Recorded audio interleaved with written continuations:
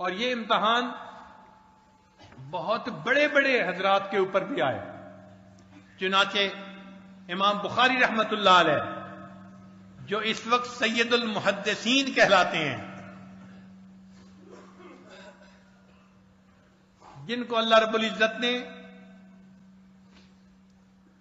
ایسی کتاب تالیف کرنے کی توفیق عطا فرمائی کہ جس کتاب کو اسہل کتب بعد کتاب اللہ کی کتاب کے بعد دنیا کی سب سے زیادہ صحیح کتاب کا جو ہے درجہ دیا گیا. ایسی کتاب جن کو اللہ نے لکھنے کی توفیق عطا فرمائی اور جن کی جو ہے وہ علمی شان ایسی ہے. ایک مرتبہ انہوں نے احادیث بیان کی تو امام مسلم رحمت اللہ علیہ اس مجلس میں موجود تھے. انہوں نے کہا کہ اے شیخ ذرا اپنے قدم آگے بڑھا دیجئے تاکہ میں آپ کے قدموں کو بوسہ دے کے اپنی آنکھوں کو ٹھنڈا کر لوں. امام مسلم رحمت اللہ علیہ جیسی عظیم شخصیت اور عظیم محدث جن کے قدموں کو بوسہ دینے کے لیے ترستے ہیں، اس شخصیت کے اوپر بھی عجیب و غریب امتحان آئے. چنانچہ امام بخاری رحمت اللہ علیہ بخارا میں علمی خدمات پیش کر رہے تھے اور جو وقت کی حکومت تھی یا لوگ تھے ان کے ساتھ کچھ انبن ہوئی تو امام بخاری رحمت اللہ نے سوچا کہ مجھے اب یہاں سے چلے جانا چاہیے. تو امام بخاری رحمت اللہ علیہ نے نیشا پور جانے کا ارادہ فرما لیا. نیشا پور ایک علمی شہر تھا، وہاں بھی بڑے بڑے محدثین تھے اور علم کی احترام کرنے والے، علم کا اکرام کرنے والے لوگ تھے. تو امام بخاری رحمۃ اللہ نے سوچا میں نیشا پور چلا جاتا ہوں. چنانچہ وہ نیشا پور تشریف لے گئے. وہاں ایک بزرگ تھے امام زہلی رحمت اللہ علیہ، وہ بڑے فقیہ بھی تھے، بڑے محدث بھی تھے اور ان کا بڑا حلقہ درس تھا. انہوں نے اپنے تمام شاگردوں کو کہا کہ ایک بڑے محدث حافظ الحدیث آ رہے ہیں، لہذا تم تمام لوگ شہر سے باہر نکل کے ان کا استقبال کرو. کتابوں میں لکھا ہے کہ 4000 گھوڑوں پہ سوار ہو کر لوگ باہر نکلے. 4000 کاریں آپ سمجھیے کہ شہر سے باہر آئی ان کا استقبال کرنے کے لیے، اور جو لوگ پیدل تھے یا اونٹوں پہ سوار تھے یا گدھے پہ سوار تھے وہ اس کے علاوہ تھے. اندازہ لگائیے کتنا بڑا مجمع ہوگا. اتنے بڑے مجمع نے امام بخاری رحمت اللہ علیہ کا استقبال کیا اور استقبال کرنے کے بعد ان کو شہر میں لے کر آئے. شہر میں امام صاحب نے حدیث کا درس شروع کیا، لوگوں کا ملان شروع ہوا، آنے شروع ہوئے. اب ایسے حال میں جب لوگوں کا ملان بڑھتا جائے اور لوگ قریب ہوتے جائیں تو کچھ لوگ امتحان لینے والے بھی ہوتے ہیں، کچھ لوگ ان کے لیے جو ہے کچھ اور جذبات رکھنے والے ہوتے ہیں. چنانچہ انہوں نے امام بخاری رحمت اللہ علیہ سے ایک عجیب و غریب سوال کر دیا. اس وقت مسئلہ خلق قرآن ایک بہت گرما گرم مسئلہ تھا. انہوں نے اس کے بارے میں کوئی ایسا سوال کیا کہ جس کے جواب میں امام بخاری رحمت اللہ علیہ نے فرمایا کہ القرآن غیر کلام اللہ غیر مخلوق، کہ قرآن اللہ کا کلام ہے، غیر مخلوق ہے. وَأَفْعَالُ الْعِبَادِ مَخْلُوقَةٌ، اور جو بندوں کے اعمال ہیں وہ مخلوق ہیں.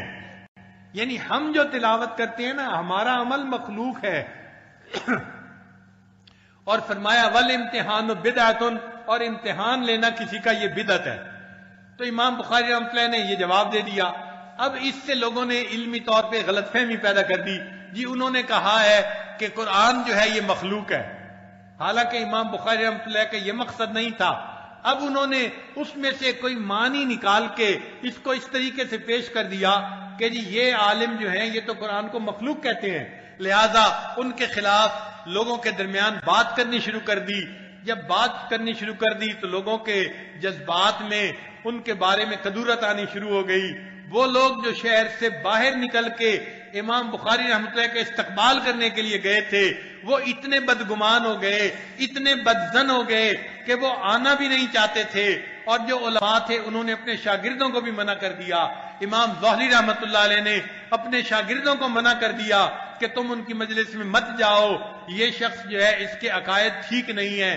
چنانچہ بہت سارے جو طلباء تھے وہ تو رک گئے، لیکن امام مسلم رحمت اللہ علیہ وہ قدر شناخت تھے، وہ مردم شناخت تھے، ان کو پتا تھا کہ امام بخاری کی کیا شان ہے۔ انہوں نے امام ظاہری رحمت اللہ علیہ سے جو احادیث قلم بند کی تھی انہوں نے واپس کر دی، اور یہ کہہ کر وہ امام بخاری کے پاس آ گئے۔ ایک اور بھی ان کے دوست تھے، وہ بھی امام بخاری کے پاس آ گئے، مگر امام بخاری رحمت اللہ علیہ خود بھی تو بڑے عظیم خلق کے مالک تھے۔ انہوں نے دیکھا جب پورا شہر ان علماء کے ساتھ ہے اور میرے پاس صرف 2 بندے آئے ہیں، انہوں نے ان شاگردوں کو کہہ دیا کہ میرا مشورہ یہ ہے آپ بھی اپنے انہی استادوں کے پاس واپس چلے جاؤ، میں دھڑے بندی نہیں کرنا چاہتا، میں شہر کے لوگوں کو تقسیم نہیں کرنا چاہتا، میں آپس میں ایک دوسرے کے ساتھ کوئی نفرت کے بیج نہیں بونا چاہتا، میں اکیلا ہوں تو کوئی بات نہیں، میرے ساتھ میرا اللہ موجود ہے، آپ لوگ واپس انہی کے پاس چلے جاؤ۔ تو امام بخاری رحمۃ اللہ نے اپنے ان شاگردوں کو بھی واپس بھیج دیا۔ پھر امام بخاری رحمۃ اللہ نے سوچا اب اس شہر میں میرے رہنے کا کیا مطلب، جب شہر کا کوئی بندہ مجھ سے حدیث سننا بھی گوارا نہیں کرتا۔ آپ ذرا غور کیجئے، بخاری شریف جنہوں نے لکھی وہ بخاری شریف کے لکھنے والے رجال الحدیث میں سے جو سب سے بڑے محدث تھے، ان کے اوپر یہ کیفیت آئی کہ انہوں نے نیشا پور کو چھوڑ کر واپس بخارا آنے کا ارادہ کیا، اور وہ رات کی تاریکی میں اس حال میں نکلے کہ ان کے ساتھ کوئی بندہ بھی نہیں تھا، ان کو الوداع کرنے والا ایک بندہ بھی نہیں تھا۔ سوچئے جب امام بخاری اس حال میں شہر سے نکل رہے ہوں گے ان کے دل کی کیا کیفیت ہوگی۔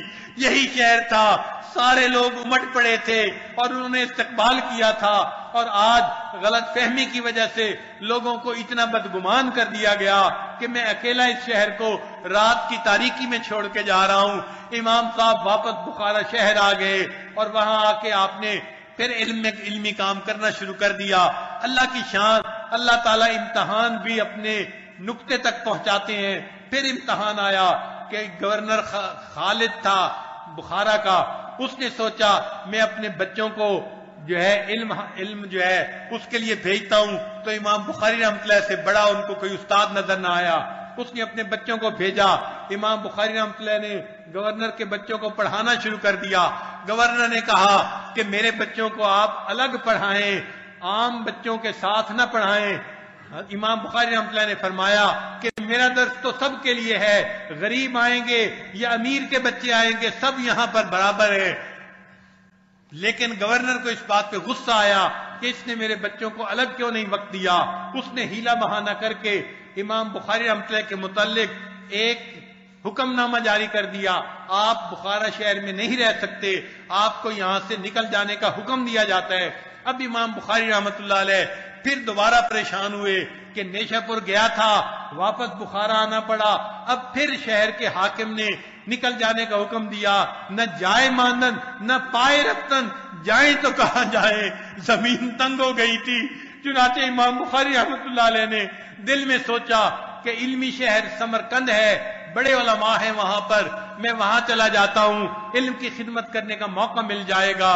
چنانچہ امام بخاری رحمۃ اللہ علیہ سمرقند چل پڑے۔ اللہ کی شان دیکھیں کہ جب سمرقند کے علماء کو پتہ چلا کہ امام بخاری رحمۃ اللہ علیہ آ رہے ہیں تو ان کو بھی فیل ہوا کہ نیشا پور میں ایک غلط فہمی ہو گئی تھی، پورے شہر والے مخالف بن گئے تھے، اب یہ اتنا بڑا عالم ہمارے شہر میں آ جائے گا تو ایسا نہ ہو کہ یہاں کوئی مسئلہ بن جائے۔ تو سمرقند کے علماء نے پیغام ہی بھیج دیا امام بخاری رحمۃ اللہ کے پاس کہ جناب آپ اگر ہمارے شہر میں نہ آئیں تو زیادہ بہتر ہے۔ اب ذرا سوچئے، ایک بندہ اپنے شہر کو چھوڑ چکا ہے، دوسرے شہر کی طرف جا رہا ہے، راستے میں پیغام ملتا ہے آپ ہمارے شہر میں آ بھی نہیں سکتے۔ اس آدمی کے دل پر کیا کیفیت گزری ہوگی، نہ کہیں آگے کا راستہ ملتا تھا نہ پیچھے کا راستہ ملتا تھا۔ تو امام بخاری رحمۃ اللہ علیہ نے اس وقت یہ الفاظ کہے کہ اے اللہ، اب میرے اوپر وہ حالت آ گئی ہے کہ ضاقت علیہم الارض بما رحبت، زمین اپنی پوری فراخی کے باوجود میرے اوپر تنگ ہو گئی ہے، اے اللہ اقبضنی، اے اللہ اب آپ میری روح کو قبض کر لیجئے، مجھے اپنے پاس بلا لیجئے۔ چنانچہ امام بخاری رحمۃ اللہ کی دعا قبول ہوئی۔ سمرقند سے 22 میل کے فاصلے پر ایک گاؤں تھا جہاں امام بخاری رحمۃ اللہ کی خالہ رہتی تھی. امام بخاری رحمۃ اللہ اس کے گھر میں چلے گئے.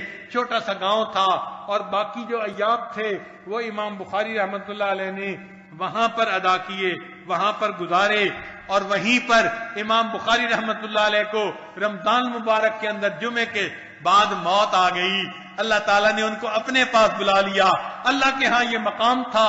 ایک محدث کہتے ہیں میں نے خواب میں نبی علیہ السلام کو دیکھا کہ اللہ کے حبیب صلی اللہ علیہ وسلم کھڑے ہیں، ابو بکر عمر بھی، صحابہ بھی ساتھ ہیں.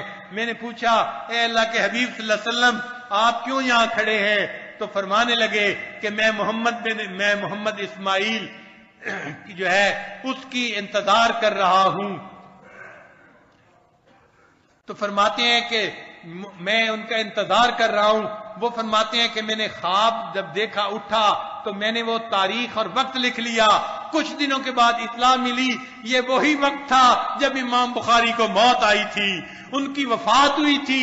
اللہ کے حبیب صلی اللہ علیہ وسلم صحابہ کے ساتھ مل کر ان کا استقبال کر رہے ہیں. اللہ کے ہاں ان کا اتنا اونچا مقام ہے. اور لوگوں کے ہاں یہ حال تھا کہ بخارا والوں نے نکل جانے کا حکم دیا اور سمرقند والوں نے نہ آنے کے لیے کہہ دیا. زمین فراخی کے باوجود تنگ ہو گئی. یہ آزمائشیں ہیں، یہ امتحانات ہیں جو اللہ تعالیٰ عطا فرما دیتے ہیں، مگر اللہ والوں کے لیے یہ امتحانات اور اونچا مقام ملنے کا سبب بنتے ہیں. تندیے باد مخالف نہ گھبرا اے عقاب، تندیے باد مخالف نہ گھبرا اے عقاب، یہ تو چلتی ہے تجھے اونچا اڑانے کے لیے. اللہ تعالیٰ ان کو اور اونچا مرتبہ اور مقام عطا فرما.